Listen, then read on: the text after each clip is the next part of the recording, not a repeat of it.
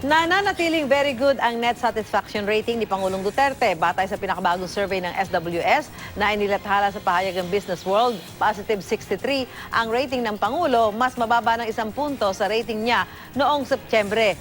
Sa 1,500 survey, 77% ang nagsabing satisfied sila sa performance ng Pangulo, 13% ang dissatisfied, habang 10% ang undecided.